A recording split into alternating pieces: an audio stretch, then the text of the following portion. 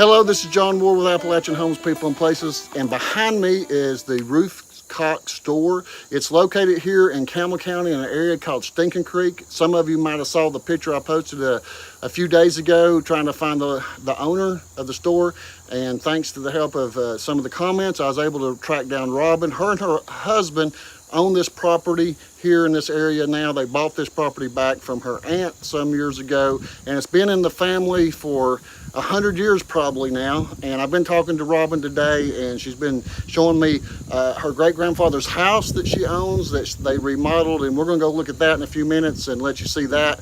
And she's been telling me a little bit of the history that she knows. And Robin, do you care to come up here just a minute? And this is Robin, and I appreciate her giving us the opportunity to come look at this piece of history. And she's wanting to preserve this and do a little bit of work to make sure the foundation stays solid. And if they do anything like they did to the house, which I don't think you'll spend that kind of money on the store, but they did a wonderful job restoring the house. So make sure you stay to the end of the video and I'll show you the house. And Robin's going to take us in and let us see the inside of it. It's been maybe a little while since it's been opened up. So come along and see what it looks like in this old store. So this was a part of the store, you think, this building beside of it maybe? That was a garage. A garage? Andy built that, and he went to Georgia, somewhere in Atlanta, and bought a little bus to haul those kids to school, and he parked the bus in that garage. Okay, so we was reading about that at your house, that he was one of the first people to run a bus in this area. So your great-grandfather, Andy McCullough, owned probably all the property on this side of the road, maybe around through the creek, and moved here in maybe the early 20s, built a house, and then started a store. Yes. Then your great-grandmother and your grandmother, Ruth, and her husband, Ernest, got married. They lived over here. They lived there in the house. And eventually Ruth took over the store when your great-grandfather moved to Williamsburg. That's right. And so it ran until maybe the 80s, we believe, maybe early 1980s. Yeah, maybe even up into the 90s. Maybe into the 90s? Early 90s. Early 90s. She passed away about 93. That's right. So we're going to go in and look at it for the very first time. Actually, I think she passed in 2003. 2003? No, it's 93. You're right. 93? You're right. Okay. You're right. So it's still in original shape, looks like, except it lost one of the... Yes, one of the side rooms had gotten knocked down by a tree. The tree fell. I can't remember what year it was, but a tree did take off that side of the store. So I got a copy of a picture of it when it still had the gas pump, and there's also a picture of your grandma sitting out here. Yes. So, yeah, this is just a piece of history that is fast fading. A lot of these little buildings have been tore down and given up on, but you've held on to it and hoping to preserve it, I believe, right? I am hoping to preserve it. We'll see. Let's see what it looks like on the inside. Okay, it's a mess.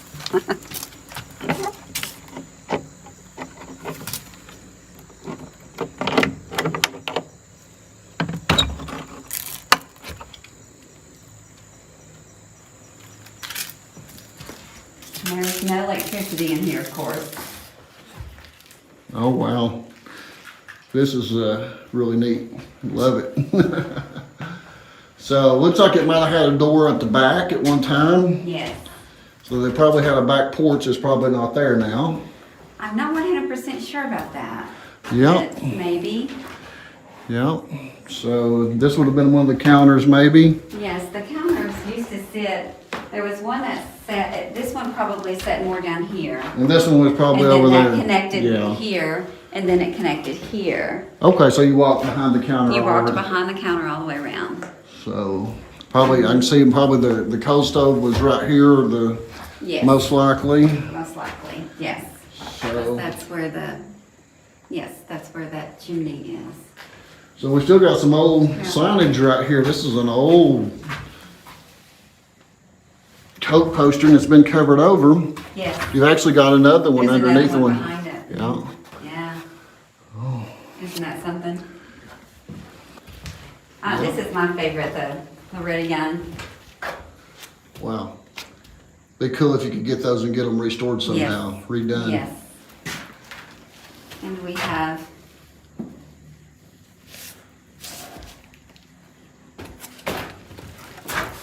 the old Pepsi Cola. And this is a cool Royal Crown Oh, yeah, Royal Crown. cigarette. And this is another one of those, I think, similar. Yeah, you got one right down here. Oh, This one's in a lot better shape right here. So I don't know, Diet Pepsi, how about that? That's probably the 70s, I would think. probably. So this area, a lot of people watching the video don't know, this was a coal mining area. And you was telling me about your grandmother putting in a gas pump for one of the strip mines. Yes, her cousin, Luther McCullough, had a coal tipple. And he helped Mama get a gas pump and an air pump and air compressor that was on the other side of the store. And it helped him fuel up his coal trucks. You know, he probably didn't have electricity at the strip mine. Now, if it had been a deep mine, they probably would have had electricity, but a strip mine, they didn't generally have electricity, so they needed a place to get air for their tires and get gas and get a bologna sandwich probably. Right, and she did a lot of bologna and cheese. Yeah. So you moved away when you got married after? Yes, I moved away in 82. So, but it was still open. So do you remember coming down here much during that time? Yes, I would come down with Mama some. Yeah. I didn't help her much in the store, but I always come to see what she was doing and see who was there. Come by to visit with her? Uh-huh. Yeah. Did she ever do any gardening and can stuff and sell it, or? Oh, I don't know if she sold it. Most of her canning, she did a lot of canning and preserving, and a lot of it she gave away to people. Oh, really? In the She area? did. Probably helped a lot of people that needed help in the area. She probably did. Yeah. Yes. And so she lived right here across the street. So you was showing me a picture. I believe they were steps that There used to be came steps that came down. down right to the store. So she probably opened up pretty early for the coal miners in the mornings. And Well, yes, maybe she did, back years ago, but I remember when the business became kind of spotty, they would drive up and blow their horn, and then she would come down. But So she was not always in here. so you just pull up, blow your horn, and That she is come down? exactly right. Well, how about that? Or you would hear someone yell, "Hey, Ruth." How about that? So yeah, we don't see these old stores no more, and I'm sure glad that you have really bought this property from your aunt, and then your husband loves coming up here to hunt. He loves it. So he he's- loves it probably more than me. Yeah. Well, you grew up here, so a lot of people like to return where they grew up at, and have, Right. especially if they can get some of their family's property. And so yeah, let's step back outside just a second here, and it's got some bars on the windows here, I guess, to keep people from getting in back in the Yes. day. Yes, and this is old. So your grandpa's house that we're going to take and show them is just right over here that you own now. We're going to walk up there and let you see that. And then the outhouse, there's a building out back right there. That building there, we're going to go up and look at that. So we're back up here to the house. This is the McCullough House, and Robin's great-grandfather built this house probably in the early 20s, and it's been in the family, I guess, ever since then. And Robin has it now, and they started 6 years ago restoring the house, and they've done an amazing job inside. I'm going to take you inside and let you see what they've done. They've left that exterior rustic looking, and the interior has been updated completely, and the porch goes all the way around. It's amazing. Come on in, let's go look at it. Now, one of the things when I first came up here, I was wanting to get a plaque to put on the house. Andy McCullough was like the squire of this area. He was like the person people would come to when they needed help or advice, and he was really the pillar of the community. And he was the only one in the community that had a phone. So when there was an emergency or something that needed to be done, or someone needed to be called, they would come here, or he would get a call in from somewhere. And there's a phone. I want to show you that too. I thought that's still there. So let me ask you a question before I forget, because I see this before we go to the phone. Just 1 second, because it'll slip my mind. Okay. I noticed on some of the older houses, they have 2 front doors. Did you ever figure out why that has 2 front doors? I have no idea. But yes, I do not know why. But now this, I can tell you one thing, I'm sure it was very convenient. My grandmother's, when she lived here, the oldest daughter, Jean, she helped with Andy. She was kind of a helper with Andy and his wife. And she would come and help Julia, his wife, with the chores. But at night, Jean would leave Mama's house, her own home, and she would come and she would go in that door, and that was her bedroom. And there was a little fireplace. There was actually, the inside of this house had a fireplace on this side of the room and on that side of the room. Was it like that when you lived here as a kid? Yes. Yeah. It had two fireplaces in Yeah. it. Mhm. But the chimney was so bad we couldn't do that. Yeah. So we just made the one. But it did have dual fireplaces. And this was they didn't have a living room. This was a bedroom. And so at night, when Jean would come, Andy and his wife would already be in bed and asleep. And she would go in that door and go to bed. Okay, so it's just like two bedrooms, It was basically. two bedrooms. Yeah, It really was. That's It's so. You said that See your this here? yeah. That's from the electrical of the phone. You think? I think it's from the phone. Yeah. I really think it is. I think it's south. Well, they also could have been just electrical wiring possibly on that. it It's hard to probably say, could. but it's Yeah, I was thinking they said they thought that was the phone. yeah, possibly if they remember it, that's possibly what it was. But the wiring would have been used on that if they had electricity much in here. Well, the electricity was put in here in the 40s. 40s. 40s or 50s. There was a man came from Jellicoe, and he put the electricity in. Yeah. So once you started the remodel on this house, how long did it take to get it finished? About a year. About a year. At least a year. Let's walk. I'm gonna walk around the porch here and let people see the beautiful view you've got here of the mountains and the area here. It's going to be real pretty before too long with the leaves turning, won't it? Yes, it will be. I can't wait. So yeah, this is the type of porch a lot of people dream of having, something like this, just to come out and sit and be able to walk all the way around the house on the porch. Well, you can get a lot of people sitting out here. It's amazing how many people, it's such a small house, but how many people you can actually have here and still be comfortable.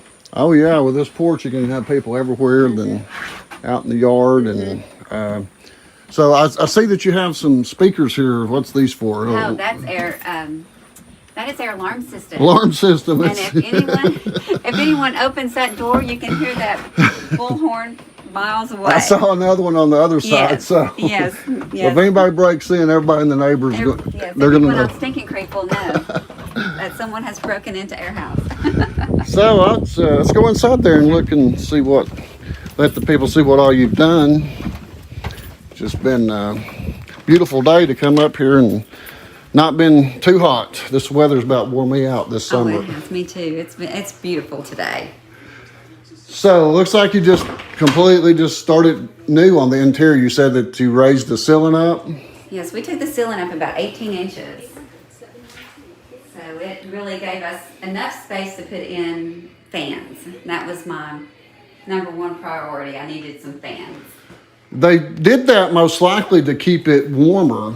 I'm sure they did. They kept the lower ceilings, and it might have even had a. Did you change that original door, or was that the? Oh no, I had to change the doors. Was the height the same, or did you have to raise them too? I raised the doors. They made shorter doors back Yes. then, didn't they? Yes, they Yeah. were very short. I could literally I could tippy toe and touch the ceiling. So you say your husband mostly uses this for coming up to when he wants to go hunting and different things? Yes, and his friends, he says I have spoiled his friends. They don't want to hunt as much as they used to. They like to stay here. They want to just hang out They wanna hang out enjoy the porch, probably. Yes. Oh, okay. We put a fan in here. I couldn't get a fan into this room because of the bunk beds, but I just really love my fan. Oh, Is yeah. that not cool? Yeah. And then this is the bathroom. And I did get a washer and dryer in. So originally, when you lived here, you said something about an outhouse. Did it have running water when you lived here? No, it did not. Did not. So you lived here back in the day before it had a. Well, I take that back. It did have running water. It just didn't have a. It didn't have a bathroom. Didn't have a It put in it. bathroom. But my father put in a bathroom when we were here. Not soon after we got here. And this is this room that has this door, and we made it a bedroom. Absolutely beautiful in here. Yep, I see you've got all the modern conveniences. You've got recessed lighting, air conditioning. Yes. Beautiful. Yes, thank you. It's great I love it when people preserve stuff. You know, so many times you see different places that just never get redone, you know. That's been in your family for so long, it makes it something really special to you. It's not just like you bought a place you lived here as a kid and then come back years later and bought it back. And and you bought this from your aunt, the property back from your aunt that she had, yeah? Well. Yeah. All right. So did you do some work to the shed too? Yes, we had to. Well, I mean, it was like that, but we had to go in there with some more of the mortar around the rock to kind of level it back up. Some of the rock was missing and cracked, so we did kind of put it back together a little bit. Yeah, well, it's neat. Did they use it for a smokehouse, or do you know? They used it probably for maybe, but I think it was mainly for canning. I think she kept, Andy's wife kept a lot of the canning in their storage. Okay. Yeah.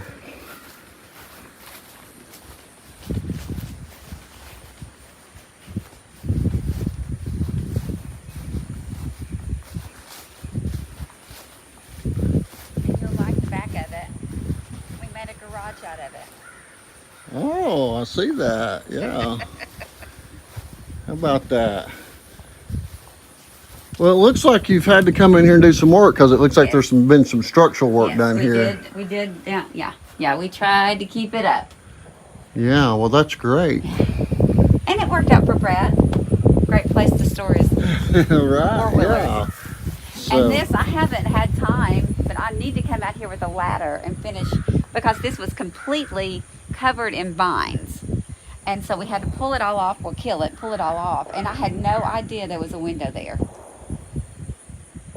So that was pretty neat. yeah, it's always fun discovering stuff.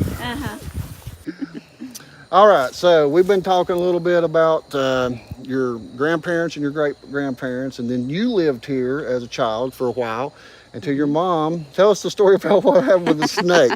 She was telling me this story, and I thought it was interesting. Her mom said she had enough of the country and wanted to move. What happened? Well, they came home. My mom and dad came home from a weekend on the lake, and when my mother came into the kitchen, there was a snake that had crawled across her dishes and left its skin. So there was a snake skin hanging there on the dishes, and she said, "That's it. We're going back to town." So yeah, you and your husband's done a wonderful job. Spent a lot of money, I can tell. You could have built several houses for what you probably had to spend restoring this, and that's part of restoration. A lot of people don't understand. They think, oh, there's a building there, then you can spend a little bit of paint and sheetrock and maybe fix it, but it goes into plumbing and electrical and flooring, and you had to level this property here back up. You said it dropped 18 inches. I see you've got nice columns, supports built underneath it.